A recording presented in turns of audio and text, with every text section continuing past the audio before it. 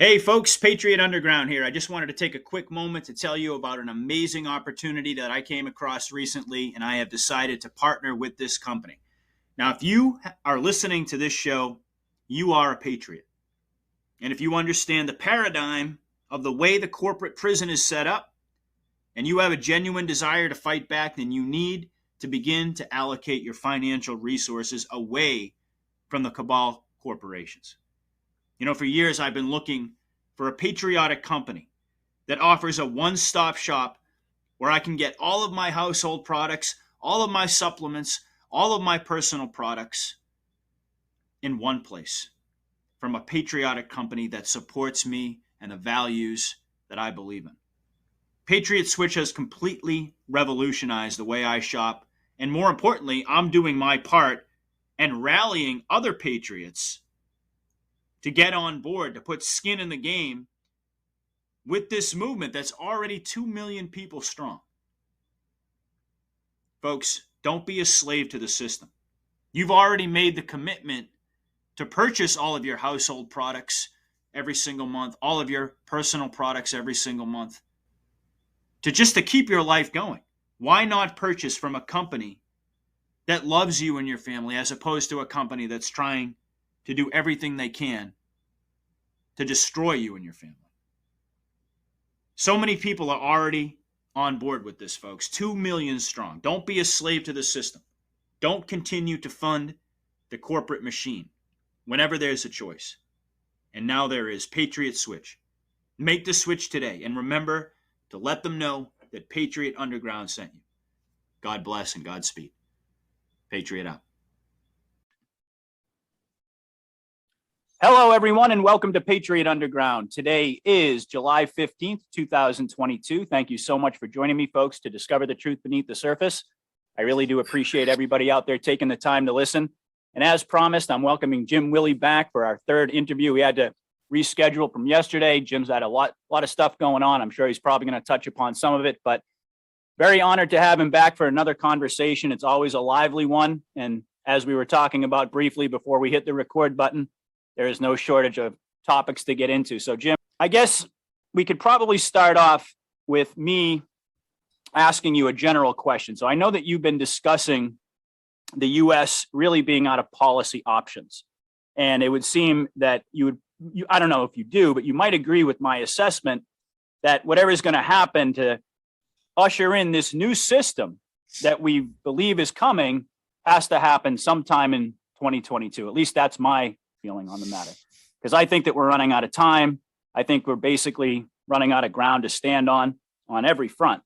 So my first question to you is, what are the top barometers or signals for you right now that indicate where we are and where we're headed in the coming weeks and months from a financial and really a geopolitical perspective? And then we can go from there. Okay, I'm looking at 4 regions.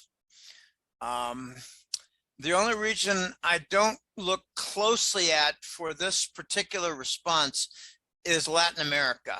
Well, let's include Latin America. Let me just start with that as kind of a prelude. Let's start with that. All the Latin American currencies are falling hard. The Chile peso is falling very badly. The Colombian peso is falling very badly. The Costa Rican colon here is down over 20% in the last not quite 2 years. Okay, actually it's holding up pretty well. I think because they're still doing a good amount of narcotics money laundering, which supports currency. Let's not fool around. Let's not mince words. Okay, so Latin America is hurting badly for its currencies that are all slipping. And remember my old refrain, my phrase, my catchphrase from 5 years ago. The dollar will rise, then rise some more in the final sunset and then vanish. We're seeing that now, and we'll get to the various parts of that. All right, so Latin America is seeing currency decline in a big way, which is hurting poor families and households because they can't handle the higher costs. Okay, let's move quickly over to the Middle East. The Middle East is undergoing a major transformation. where Iran is emerging as the, let's just say, not the spiritual leader, but the kind of like the father figure, the adult economic force. The mature economic force is now Iran. They stopped the war in Yemen. They're making very friendly gestures with the Saudis and the UAE royals, the Emirates. So Iran is now, what's the word? I can't think of the right word. Reconciliation. They're doing a good reconciliation for the last, I believe, 40 years of conflict, dating back to the long Iran-Iraq war, 20-year war that Papa Bush funded both sides on. Okay, so Iran is now trying to gather in a coalesced form, the Gulf region plus Iraq. And as Iraq goes, so goes Egypt, that very big North African country. The point is that in the Middle East, Iran is now the major force behind organizing that region, and it's going to be a non-dollar trade region under the BRICS. Okay, let's move to China. China is a mess. Well, let me do a preface to Asia. Japan is now kicking out the Rothschilds. I believe that it's very possible that Prime Minister Abe of Japan faked his death. There was a video, and during the gunshots, Abe did not have any rear momentum at all. So I think they were fake. It was a fake shooting. I think he faked his death and just disappeared politically. They're kicking out the Rothschilds, and there's murders on both sides. It's a very volatile situation in Japan. But what they're doing there that's important is that they're dumping US Treasury bonds. They had $1 trillion worth. They don't anymore. They're dumping treasuries and they're buying gold. Now here's kind of a paradoxical point regarding Japan. When they sell treasury bonds, the backing for their currency gets pulled out and the yen currency declines. Now I got this backward, but my colleague Euroraj, pardon me as I itch, my colleague Euroraj, who's a real pro, told me, Jim, the backing for every Forex currency is the dollar. So if they sell treasury bonds, they lose their backing and the rug falls out. The Japanese now are realizing a decline in their currency, and it's scaring their bankers. Okay, so they're buying gold. They're ditching the dollar. They're getting rid of the dollar. The dollar is now in a sunset. This is all across the world. Okay, China, they're doing something nefarious. They're using their QR, well, let's just say their health codes. Okay, hi Joe Blow, or hi, Joe Chang. You can't enter the building unless you got a good health code. What's your health code? Oh, you're bad, you can't enter. All right, they're using nefarious methods for changing people's health codes so they cannot make withdrawals to their bank accounts. I believe, and it's very early to conclude this, but we've been in the bankruptcy for Evergrande for close to a year. And we really haven't seen a conclusion. What we've seen is a number of ripple events.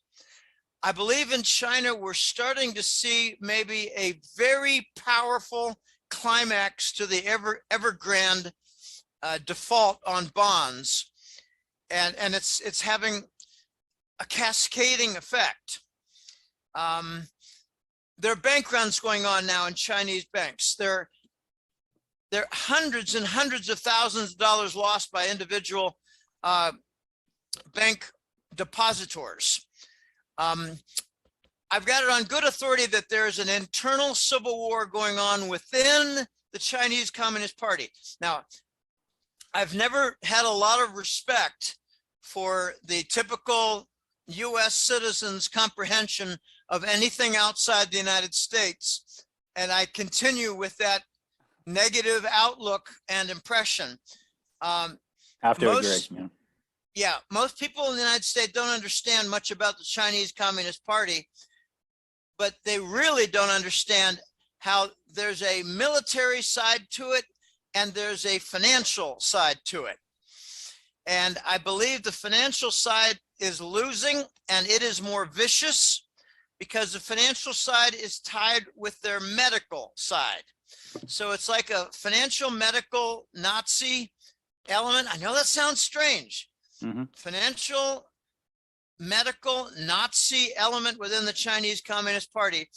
And President Xi, I believe, comes from the best element of the Chinese Communist Party, and he's trying to engineer some kind of a massive reform. And that's why they shut down Shanghai, for instance.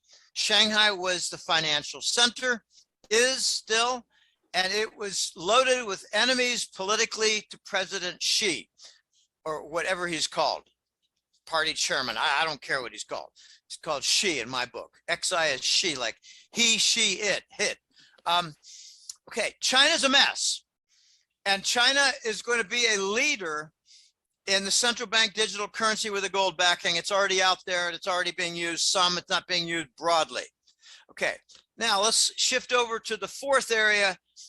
We got South America, we got the Middle East, we got Asia, and Europe is in absolute turmoil. 3 months ago, I concluded that Germany, France, and Italy are going to be in a contest to see which of these countries will be the first to boot out the Davos Uberlords for their fascist New World Order.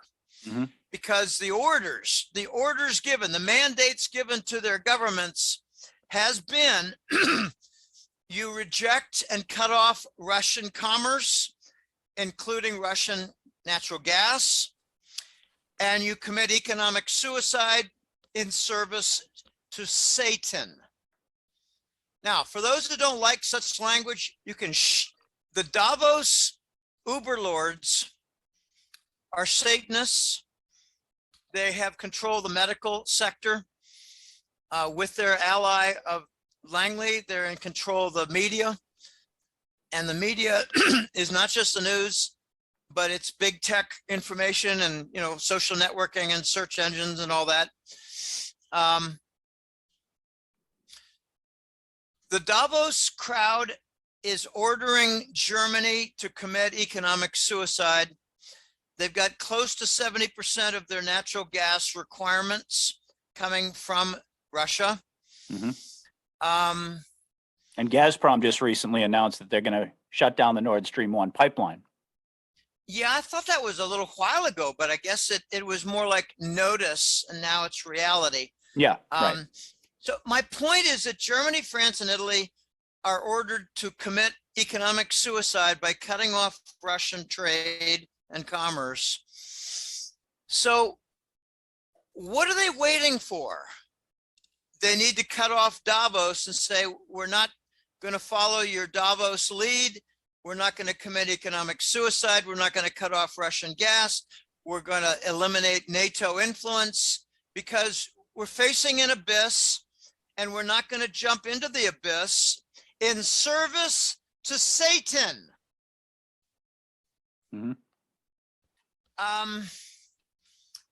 This is very ugly in Western Europe. I thought we were going to get the lit fuse in France or Italy. Now, you may not, a lot of listeners and viewers may not know it, but when Macron supposedly won, I believe, the May elections, he lost by 10 or 12% to Marine Le Pen, but Marine Le Pen was given $300 million to walk away. So she walked away. And I hadn't heard that. That's interesting. Oh yeah, she won. They had ballot stuffing and a lot of nonsense. Oh, I definitely believe she won, but I hadn't heard that she had been essentially paid off to walk away. Well, they don't walk away quietly. They walk away with something in their hands, or they, you know, rebel. So she got a bribe, and I believe Marine Le Pen might have thought, well, I won, but let's let Macron go down with this ship. Instead of, okay, Italy has close to 80% of its natural gas requirement coming from Russia. We've got the Ukrainian pipelines cut off in the south, and we've got the Yamal Russia pipeline cut off in Poland. We got the Nord Stream 2 not approved. And I thought, honestly, I thought, Patriot, that a couple months ago they cut off Nord Stream 1, but maybe not, maybe not. Well, I'm sure you would know better than I would. I just saw something recently, but I had thought that it was they were putting them on notice, but hadn't actually, flipped the switch yet. But I thought the Germans turned the switch off. The Germans were doing all their knucklehead nonsense of green energy. Let's turn off our nuclear plants. Let's go to renewable and let's cut off Russia and we'll be just fine. Yeah, we'll only be about 70% short of what we need. And that's called economic suicide. I got a very interesting email. And if they go, the rest of Europe goes down too. Yes, I left Europe for last because it's front and center on my mind and my focus right now. I got a very interesting email from a client in Germany. There's something remarkable about Germany. It used to be my biggest European nation for subscriptions because, again, most Americans don't know this, but the old Germany had 90% English comprehension among its population. East Germany has, I'm told, less than 25 or 30%. So there are a lot of English-speaking Germans. They grow up speaking English and German. That's the way it is, English and German. Almost all English and German. So they're good. They're ready to do export and mediate with the British and the Americans and, all the BMW and Mercedes plants, et cetera, the Audi sales, name it, Volkswagen, et cetera. Right. They got more car companies than the United States does, but they've only got 85 million people. Okay.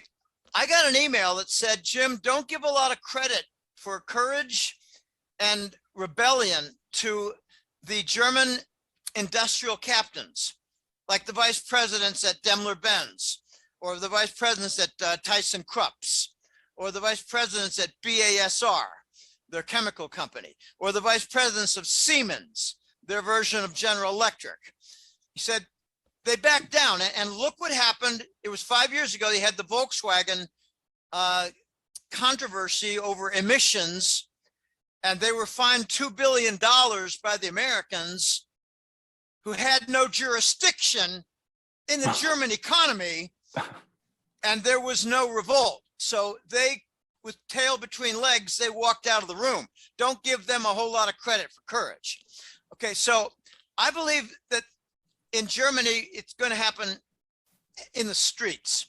But let me change. If I could turn back the clock, I would say in one of 4 countries, we're going to get a lit fuse: Germany, France, Italy, and the Netherlands. Okay, the Netherlands is unique in 2 respects. Their farmers were forced to comply with some very strange carbon rules, emission rules. Okay, I'll just make something up. It's far more complex than what I'm going to say.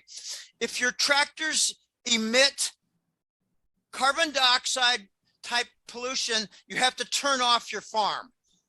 Okay, that's the kind of nonsense the Dutch farmers had to deal with, and they're big exporters of food. Mm-hmm. So we had, I think, over 1,000 tractors descend on their capital and shut down their economy. This is very big in the Netherlands. What they did is they lit a fuse. In France, there are demonstrations. In Italy, they're more shell-shocked than they are out there in the streets. In Germany, they're now doing demonstrations, and it's not just in Western Europe, it's in Eastern Europe. Moldavia, Romania, Bulgaria, they're in revolt. The prime minister of Italy, he just resigned too, right? Yeah. Okay, I was going to get to that, but yeah, Draghi, Okay, I read some. I haven't read a lot yet because it's new. It's still quite new to me. Pardon me. I'm very wired. This is exciting, but it's also frightening. Mario Draghi is part of a coalition government that had ruled with the prime minister post in the Italian parliament. And there's a group, oh gosh, I can't think of the guy's name. There was a comedian about 5 years ago, and he started a political party called Five Star. Cannot think of his name, but doesn't matter. And Five Star has turned out to be like an independent political party. And the swing vote for the factions to create the majority, what do you call it, coalition, and they just ditched, they abandoned Draghi. They abandoned Mario Draghi, the former head of the European Central Bank, the former head of the Bank of Italy. He was the he was the head of the Bank of Italy during the long-term capital LTCM, long-term capital management. Remember that 1998 or so, that fiasco? Okay, he was in charge of stealing and raiding the gold from the Bank of Italy. Okay, and his reward was, because he did it so well, that he got to be the head of the European Central Bank. And he was such a good Davos soldier there that he got to be president, prime minister of Italy. Well, now he's out. He had to resign. The Five Star has now swung to a different group. This Five Star is very important as a political party and faction inside Italy. And I tell you, it's a complicated political situation. Honestly, I once read years and years ago that Italy had over 50 political parties.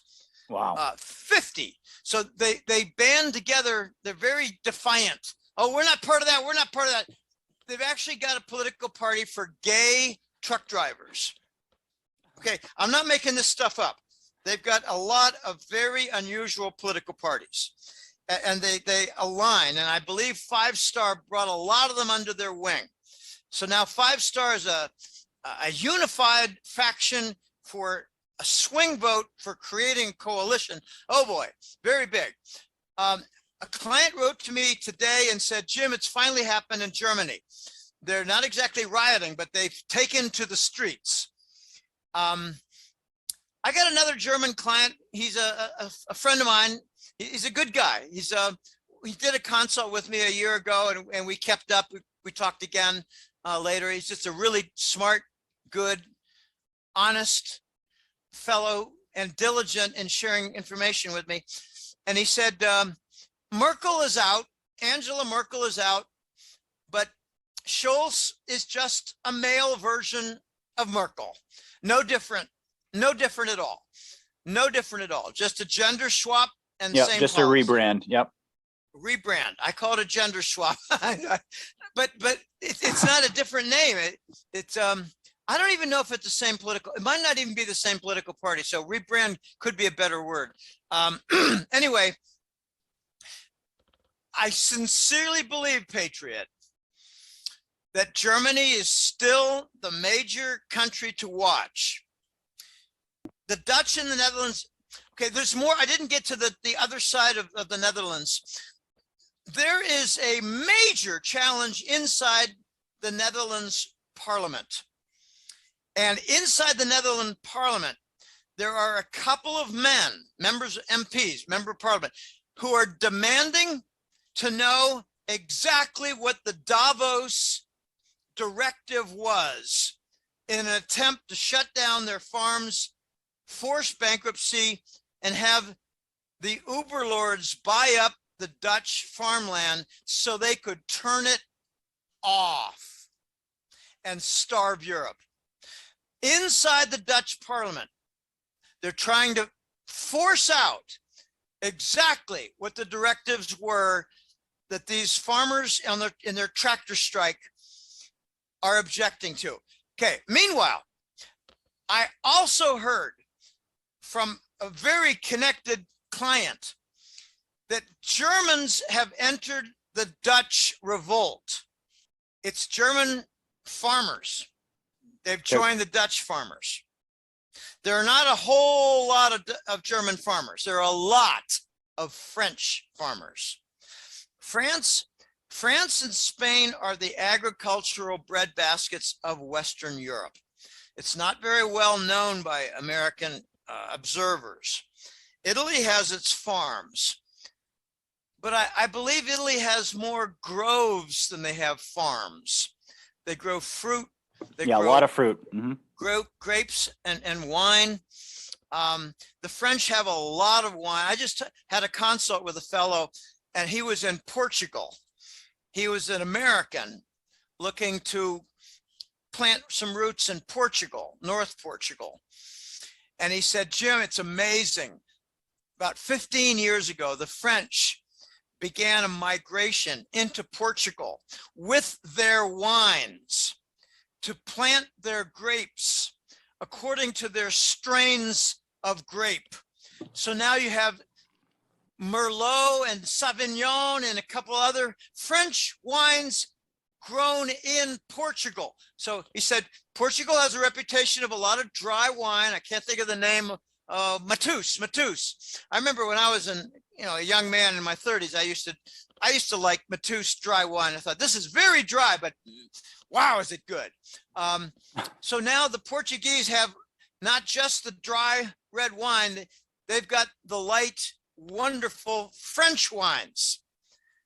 So it's all through Portugal. They bought up thousands of acres. Okay, this is very big. Okay, the Germans are going to reach this flashpoint. Do we jump off the cliff and commit economic suicide in service to Davos and Satan? Or do we embrace Germany? They're already making allowances now.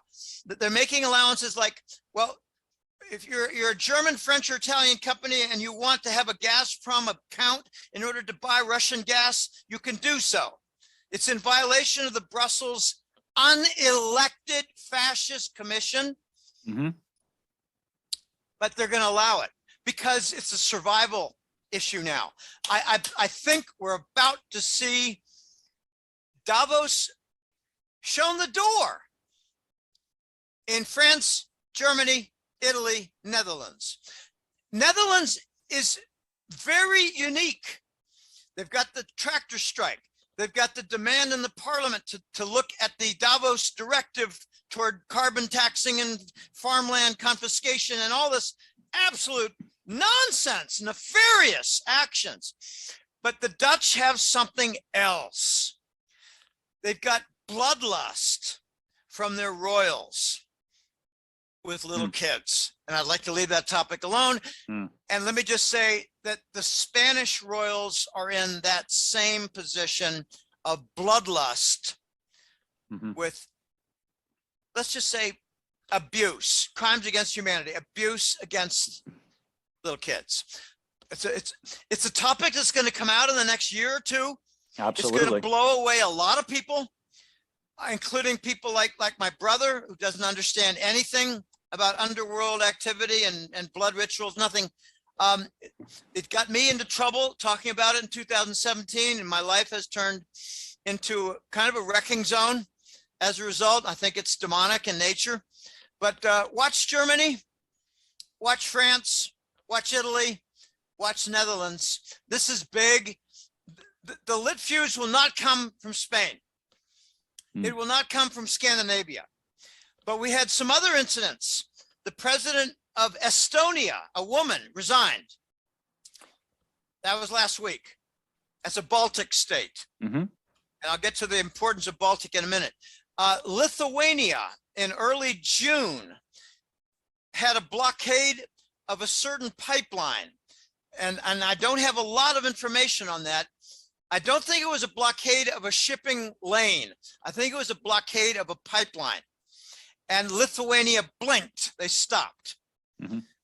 I think what we're starting to see now is Russia and Putin have threatened the Baltic states because, they're right next to Russia, and Lithuania speaks Russian. Latvia speaks Russian. I don't know what I don't, what's the other one? Latvia, Estonia. I don't know what Estonia speak. I think they all speak Russian, but they also speak, some of their own native Different dialects. languages. Yeah. Different well, there is a I don't want to speak out of turn. I don't really know. Yeah. I think they have other languages, whether they're dialects or not, I don't really know. But I think Russia has tapped the shoulders of these Baltic states to say to them, you better get your act straight with respect to Russia, or we're going to wipe you out. Whether it's militarily or economically or financially, we're going to wipe you out. Mm-hmm. So they're starting to fall. You can make a long, long list of the leaders that have fallen. I did not mention Boris Johnson of England. I believe he cut a deal. He resigned during some sort of turning into a state witness. I think he offered up a lot of information to save his own life. I think he's been involved in, this is called underworld activity. Mm-hmm. Okay. And there was a report also that came out on that note. There were 50 MPs that are being investigated in association with that type of activity. This is very big and it cannot be dismissed. We are looking at a transformation, and if the transformation is sufficiently vast, then it's going to be more like a revolution. And I'm very, very reluctant to use that word anywhere.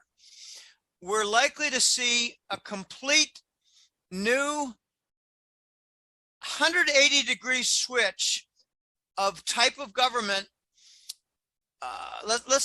Like for instance, control strings by the elite. I think they're going to be pulled away and dismantled.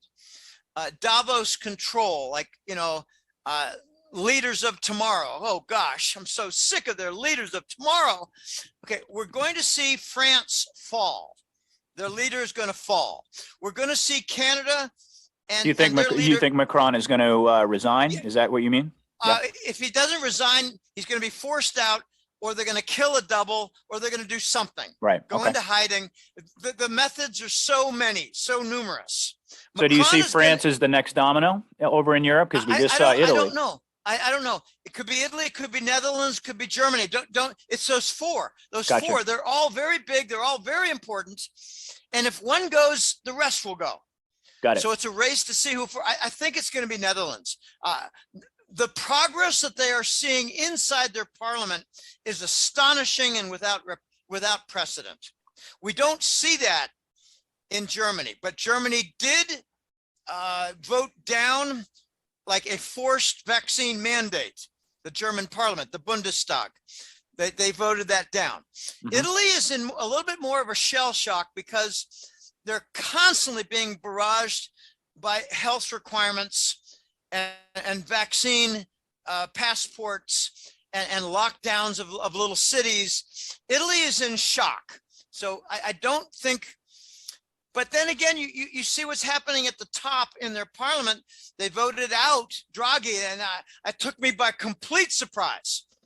I thought Draghi was going to be so firm entrenched. No, not at all. Okay, England is doing a lot of things that are surprising, Patriot. They've got their health ministers now backtracking in second gear, not a slow gear. They're backtracking on the effectiveness of the vaccines. They're backtracking on let me just call it the legitimacy of a pandemic at all.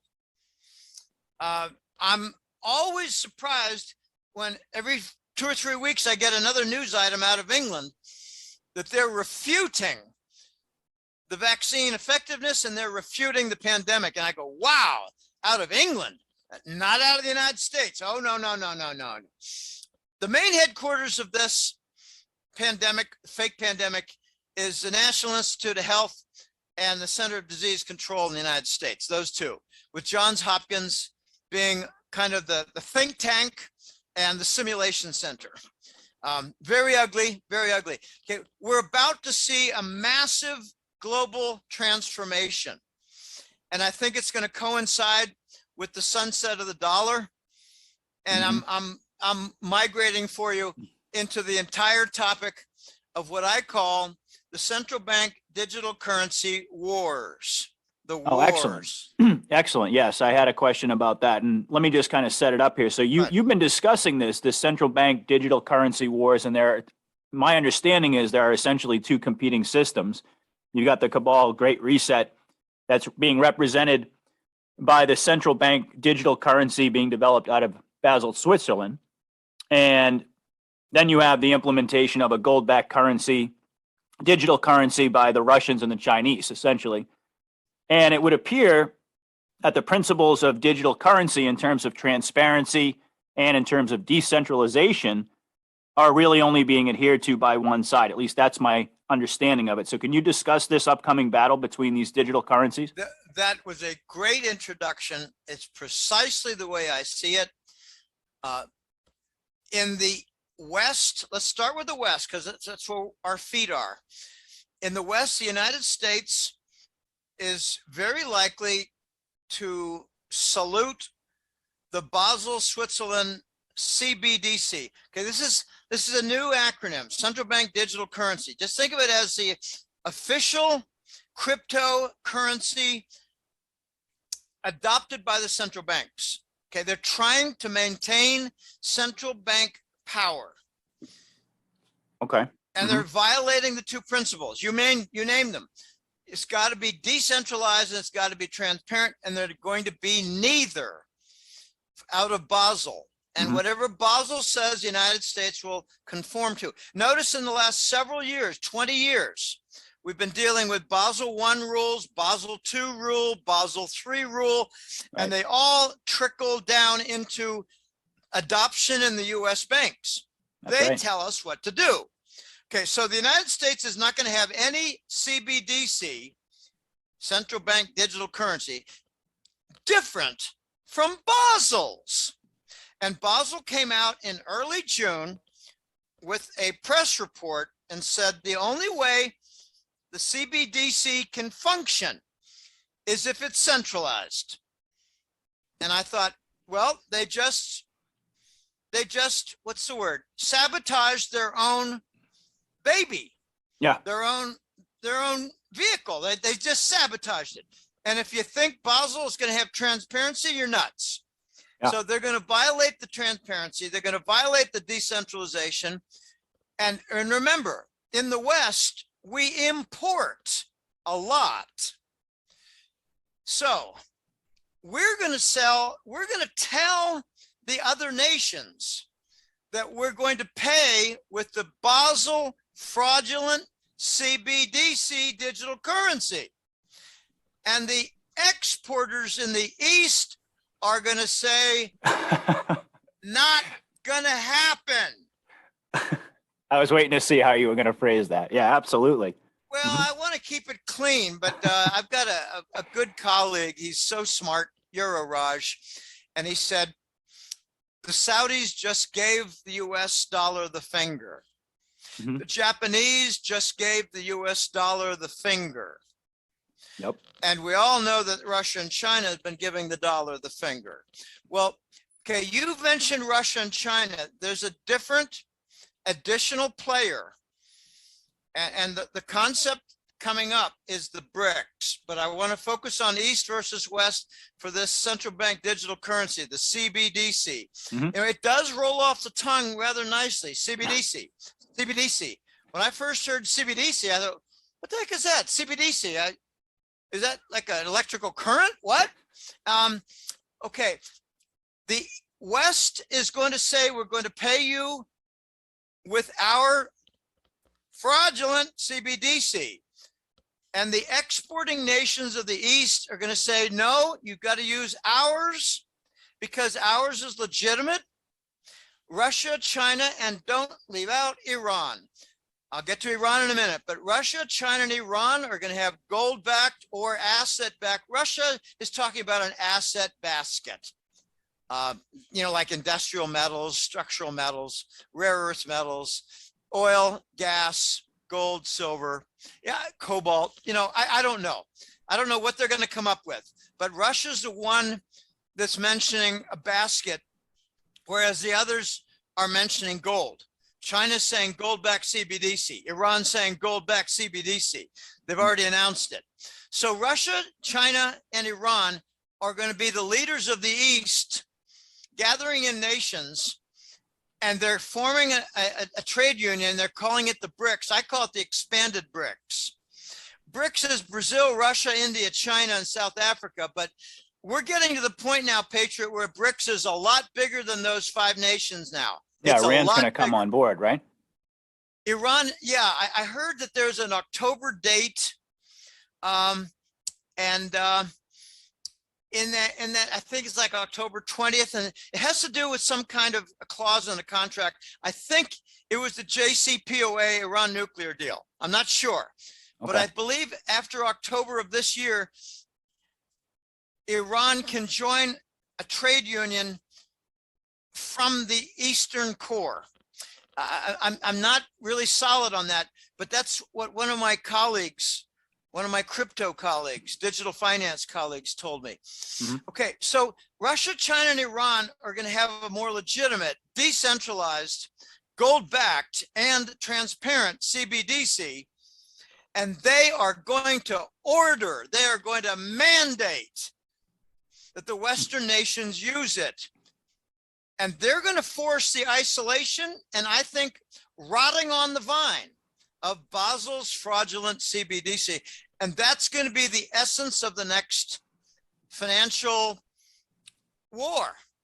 It's going to be an extension of the dollar war now, where they're abandoning the Treasury bond. Let me get to Iran before I get to the US dollar rejection, which is a very big point. Can I get to Iran? Because Iran is really important. Absolutely. Absolutely. Okay. I asked that question so I could take. You're on fire tonight, by the way. This is amazing. So keep going. Okay. Well, this is intense. This is very intense.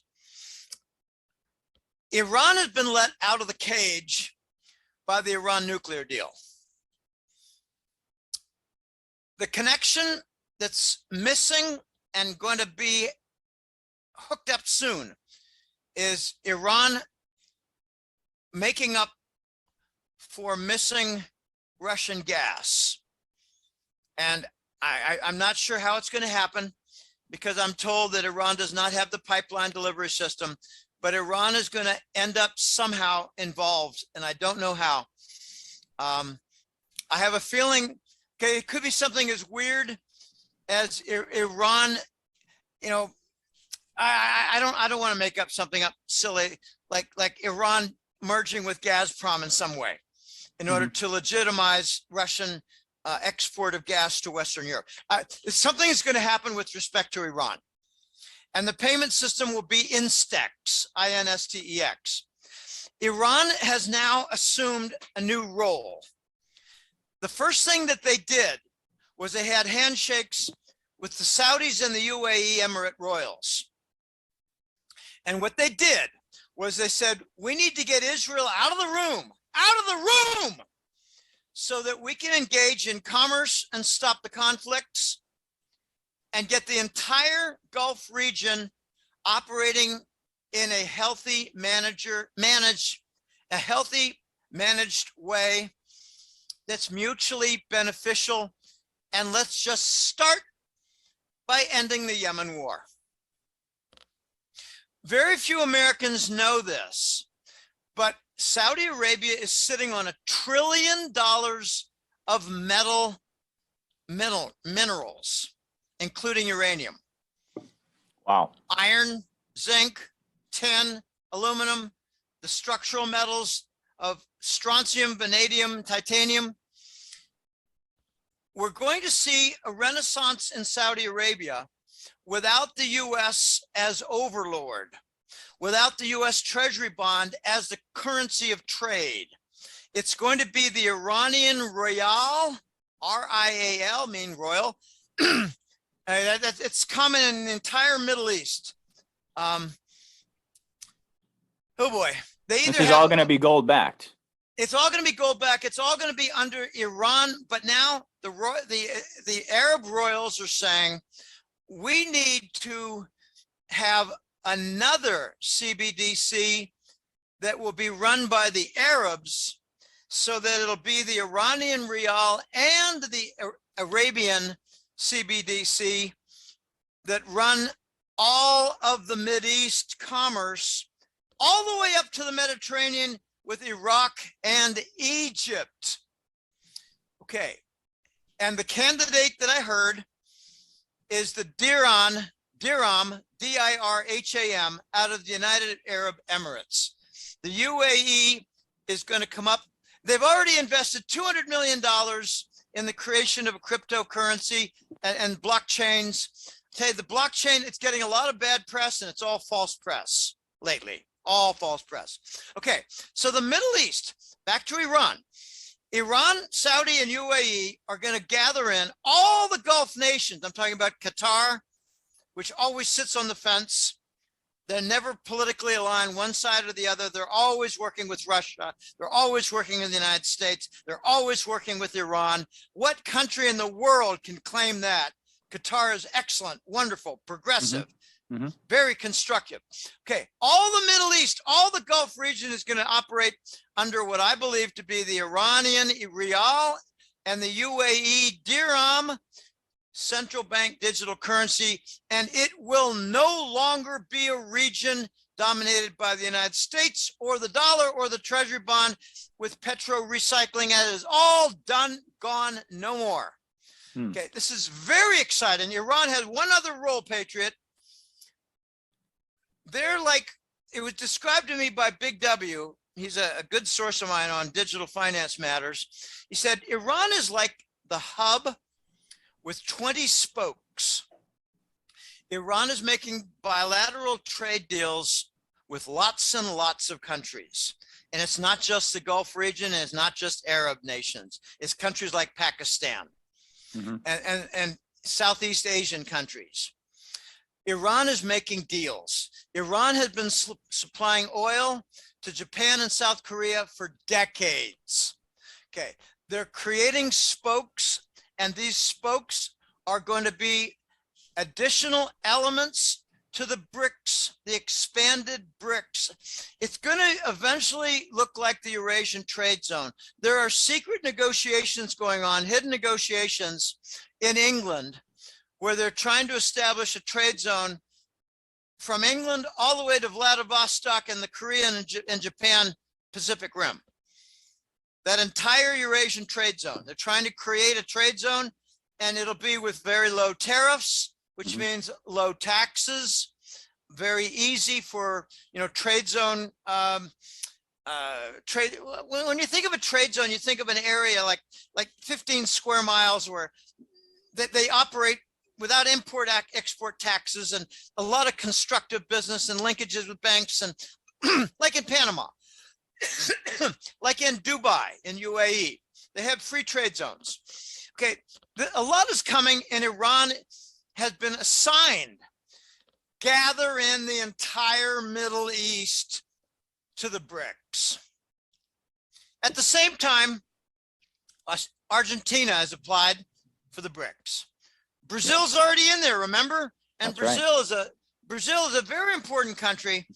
They've got a lot of minerals. They got coltan. They got the blue gold, which is I think it's tantalum, a rare earth metal. So does Venezuela have blue gold with coltan. Okay, South America is going to be very important for the BRICS. And I keep saying to my colleagues and friends, watch Chile. They're very likely to join the BRICS. They're having currency problems now. They're loaded with copper. They're loaded with zinc. They're loaded with, what's the other one? Copper, zinc, silver. It's an Andes nation. And if they join the BRICS, all South America to join the BRICS. And when all this happens, all this conglomerate forms, Patriot, what nations will be outside looking in? But North America and Western Europe. That's right. Well, I guess the big question then, because I know we don't have too much time, I wanted to keep this a little bit shorter tonight. So I'll ask you this question, because I think folks are really curious. Is this, obviously the cabal the powers that be, out of Basel and out of the United States, of course, with fake Biden. And, that's a whole different topic. But the powers that be on the surface appear to be pushing for a world war, an expansion of this conflict. And of course, the question really becomes, is all of this going to transpire, this economic realignment, this global economic realignment, with BRICS being right at the focal point, without a war? And what will our system look like when it's all said and done? I've got an attitude, and it's laced within an opinion which you could pose as a forecast. I know that's a mouthful. The attempt by NATO to push for war will bring about its own demise. They're going to push for war, and nations are going to say, no, we don't want to be in NATO anymore. So NATO defections are where we might see. Yes. And Davos will push for Russian sanctions, no more Russian gas. And the nations will say, we don't want that anymore. We want commerce with Russia. We want mutually beneficial situation economically. So Davos and NATO are going to fall off like rotten branches on an ugly satanic tree. Mm-hmm. And we're already witnessing that. Yeah. As they push for war, they're going to be told, get lost. We're out of NATO. As they push for economic decline from natural gas starvation, they're going to be told, get out of the room. We don't want your economic policy anymore. We don't want your political economic policy anymore. So NATO and Davos are going to fall off like rotten branches on a satanic tree. Mm-hmm. Now, a lot of people think, oh, you can't avoid the war. I'm saying you watch, because something has happened in the last few years, Patriot, and that is that Putin, Trump, and Xi have formed a secret triumvirate to guarantee no nuclear proliferation. That's a very big pill to swallow. Oh, I'm right there with you. Absolutely. Okay, good. We are eye to eye on a lot of different things. Let me close. The TPX triumvirate. I've heard you discuss it many times. Yeah, TPX triumvirate. It is very real. And the irony is that Trump has been in communication with the Russians. Yeah, that's but right. It's really just Putin. It's not this dossier nonsense that was all fabricated. And maybe it was fabricated because they knew Trump was communicating with Putin. Right. To avoid war. That's right. And the deep state wanted war. So they fabricated a dossier, tried to smear Trump, and it's all backfiring. Let me close with a theory. And this is a big, I think it's a blockbuster. Okay. In November and December of last year, I'll keep it short, the United States realized something that was very unfortunate. The exporting nations from the rest of the world, primarily the East, Asia, Pacific Rim, they were beginning to reject the dollar. They said, we're not going to ship to Los Angeles because we don't want payment in your treasury bills. We've seen your COVID stimulus, which is basically a concealed, gigantic, big bank and derivative patchwork. And we're seeing Weimar dollar. Mm-hmm. We're seeing hyperinflation from monetary expansion. And here's a stat for you. 80% of all the dollars out there were printed since 2020. Staggering. So the Eastern nations rejected the treasury bill, rejected the dollar, and the Davos Uberlords quickly got on the horn, had their meetings, and decided we need a boogeyman. Let's make it Russia. So they invited Ukraine to the NATO, and they ordered the Azov Nazi militia inside the Ukraine to do ethnic cleansing, murder in the Donbass of all the Russian-speaking people in those eastern provinces on the Russian border. And Russia took the cue immediately, and by late January, they moved in for their police action. And now the United States is telling their people that this is a Russian recession, a Russian price problem, a Russian food problem, a Russian energy problem. And hats off to the American people who are starting to wake up. This is not a Russian problem. It's That's a right. deep state problem and a Davos problem. They tried to pin it on Russia and it ain't working. Russia has cleaned up Ukraine. I think they're 90% done. Here's a little stat to swallow. The Russians are killing 1,000 Ukrainian soldiers per day. Wow. All right, real Can't quick. last I know much that was your ending question. I just had a real quick one for you. Sure. 30 biolabs, I've heard, U.S. funded biolabs in Taiwan.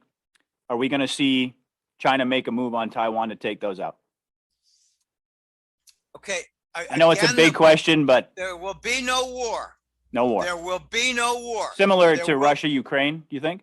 An incursion? Well, I don't know. I can't say. I wish I knew better. I think what we're going to get is high-level negotiations for Taiwan to clean its own house Yep, I've in heard order that. to avoid a bigger conflict, because there are going to be individual skirmishes.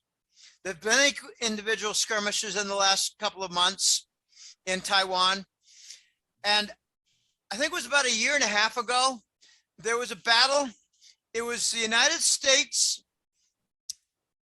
and Taiwan versus China and Iran in an air war. Mhm. Okay? US and Taiwan versus China and Iran.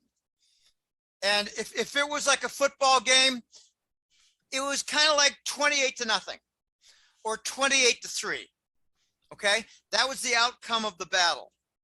I converted it into a football score just so you get an idea of how lopsided it was. What that taught the Chinese was they cannot have a battle without very significant losses and maybe triggering a bigger, wider war.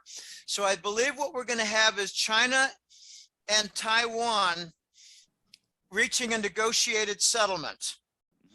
I don't know if it's going to be like sharing the old Chiang Kai-shek gold.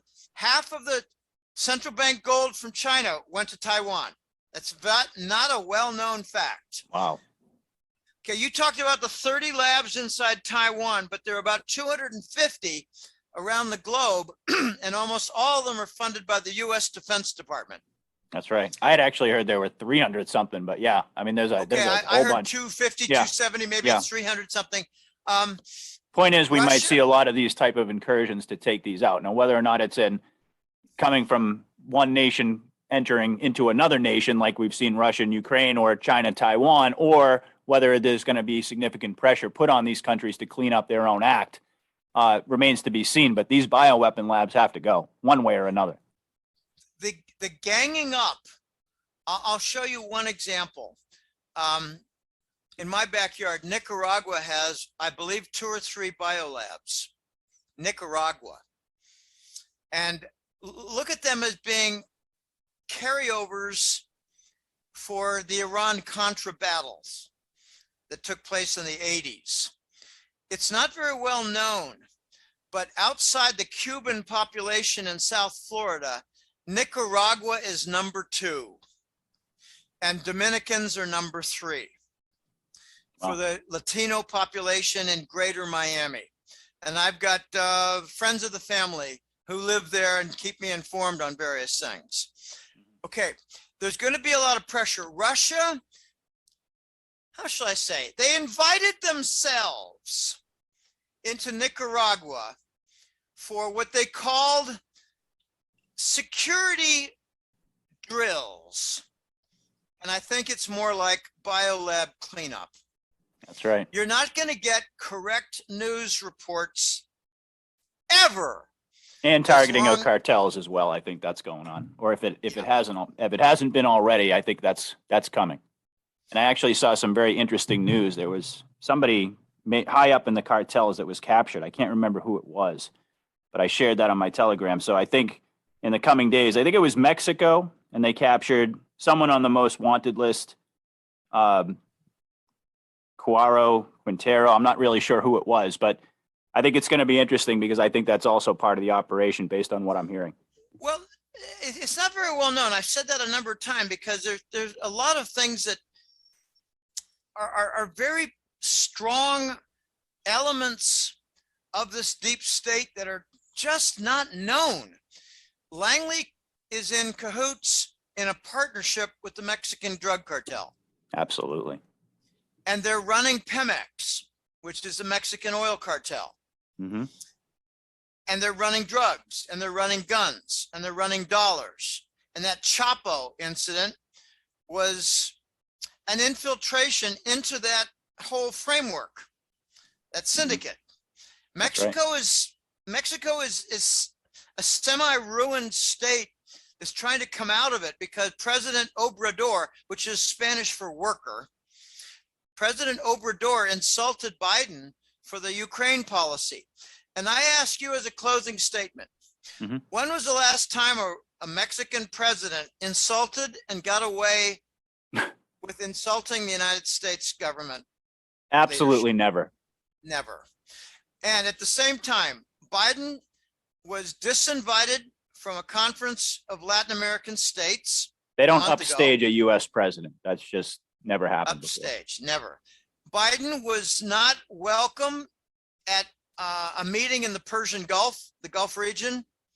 Not welcome. No one wanted to talk to him. He went there. No one wanted to talk to him. So he went home. Biden, I believe, will be disinvited in European talks soon. Okay, we're facing a situation where Biden is going to have to shut down his television show.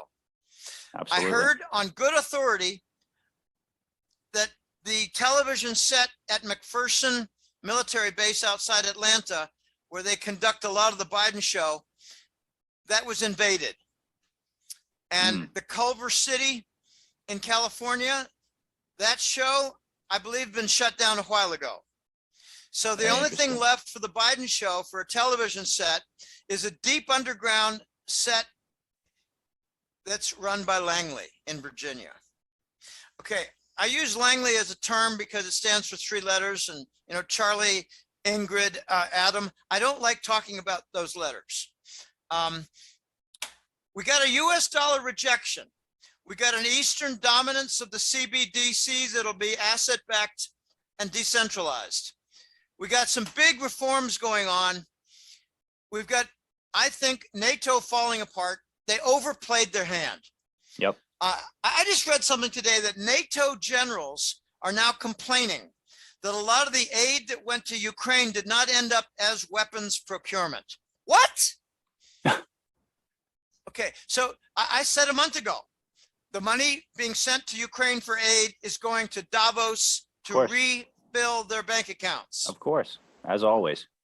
And I believe there's a sting involved here, Patriot. They allowed that 40 billion to go. They allowed a few more billion to follow up, and they're tracking the money so they can trap it all. Track the money to trap it all. I like that.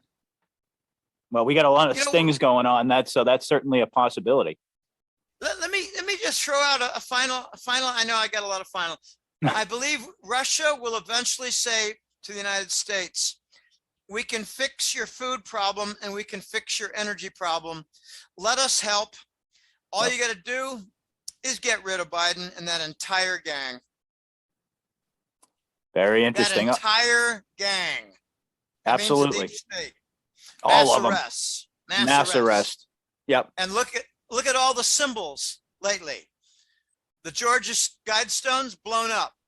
I cannot confirm, but I heard the obelisk, Satan's phallic in the Vatican, St. Peter's Square. I heard that it was the object of numerous explosions. I don't know if it's been destroyed. I've been told there are major cracks in the Washington Monument. That is our satanic phallic. Yep. Been a lot of UFO activity over there around the really? UFO around the Washington Monument. Yep. I think they're going to destroy buildings with laser. I think we're looking at direct energy weapons here, whether it's from a drone or that's what something I don't like. I don't like using the words.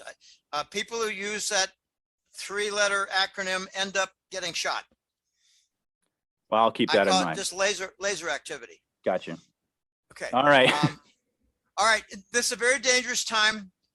My life is turning into a wrecking zone. I need a lot of help. I need sponsors. I need aid. I need subscriptions. Coming into a lean month of August. I lost my payment processor a year ago, and now I'm trying to recover and get a balance for the 6-month period. I need help. My life is a mess. My work is my therapy. My joy is the work. The joy is the interviews. The joy is the consult calls. I love diving into the work. It's kind of hard to start sometimes because there's so much. Where do I start? Oh my God, we got 15 things. Where do I start? What's page 1? And it's Well, you did an incredible job tonight, Jim. I mean, you crammed so much into 1 hour. I can't even believe it. Amazing. Well, I spoke fast. I'm very wired. I'm not doing well personally. So this is a good release of a lot of pent up energy, Patriot. And I thank you for your patience for the mishap yesterday. That's a nice word, mishap. I love mishap. An offhanded event. Okay. golden-jackass.com is the website. Yes. Patrick Letter is the only newsletter. So it's the newsletter found on golden-jackass. I'm the editor. I've had 18 full years now. Longest job I've ever had. Most important job I've ever had. Most dangerous job I've ever had. Most hazardous outcomes that I've ever had in my life. Most everything has been taken away from me for shining a light on these very evil people. And the Lord Jesus has kept me alive this long. I'm still going through a lot of very severe challenges. I've had an attempted suicide in my extended family, sweetheart. This is very, very difficult time. And I'm one of the more bold analysts out there for speaking my mind and calling a spade a spade. These Davos gangsters are Satanists. Some of them are not human. Take a close look at Rothschild on a profile, and you'll see a skull that is not human. Totally agree. This is a very dangerous time. I'm a brave soul, but I'm also wounded. I need help. I need sponsors, and sign up for the newsletter. I've had a good recovery in the last several months. Good recovery. I'm doing okay. But I'm taking serious blows from demonic events. They are bizarre. And if each one is 1 in a 200 event, Patriot, if you stack 5 of them together, you get 1 chance in 100 billion for such things happening in my life. If each one is 1 in 200 event, like a girlfriend being pushed out of a window, 3rd floor, and having a spinal paralysis and a very expensive operation. By a dog, a rat attack, an exploded septic tank that kills the neighbor's wife. Okay, I'm dealing with a lot of bizarre events, and I regard each one of them as a 2 sigma event at least. So stack 5 or 6 of them together. We're dealing with over 1 in 100 billion chance that such things would happen in my life. And I've converted over a year ago one of the least spiritual colleagues that I have. And he said, Jim, I see it. It's satanic. I see it. It sure is. Okay. This is a very ugly time. We're in a battle for the planet and a battle for the species. And I heard a new term when it came to the Toronto Blue Jays that ban the participation of baseball players who are not vaccinated. Yeah, we're now calling them true blood citizens, true blood athletes. Wow. The true bloods are being banned in Toronto. Watch Trudeau and his regime be toppled. Watch Macron. It's Emmanuel Macron. Macron. Je parle, how you say? Je parle français. J'ai gagné le prix, mes troisièmement. Okay. I won the French award in my junior year of high school. That was very good. J'ai gagné le prix, mes troisièmement. 3rd year, troisième. They're going to unload on Macron. They already unloaded. Okay, look at it this way. Draghi has more friends in high places than Macron. And Yeah. Draghi's out. And he's already gone. Yep. He's gone. Absolutely. Okay, so we're going to see Macron gone, then we're going to see Trudeau gone, and then we're going to see Biden gone. And then comes the new layout for the digital foundation and a lot more. This is very exciting time, but it's very dangerous. I don't think we're going to see bank confiscation of private accounts. I don't know whether we're going to see derivative events in the trillions that wipe out banks, but I do think we're going to see news that Bank of America and a few other banks are technically bankrupt and getting patched to prevent account losses. That's what I think is going to happen. All right. All right. Well, we'll cap it here. Thank you, everybody, for listening out there. This has been an amazing interview. Jim, you are absolutely on fire tonight. So I really do appreciate everybody taking the time to listen. And again, Jim is the editor of golden-jackass.com. You just heard him talk about how much he needs the audience's support. You all love him. Go to the website, sign up for a consultation, sign up for the newsletter. Please do everything you can to support Jim and his work and to keep him in the fight. So God bless, Jim. Thank you so much. And thank you, everyone, once again for listening. I'll be back soon. Please remember to check out patriotunderground.shop. You can support my work, and you can also do so on Patreon. There are links in the description. And check out patriotswitch.com, also a link in the description as well. And I appreciate everybody's support. God bless and Godspeed, everybody. I'll be back soon. Patriot out. Thank you very much.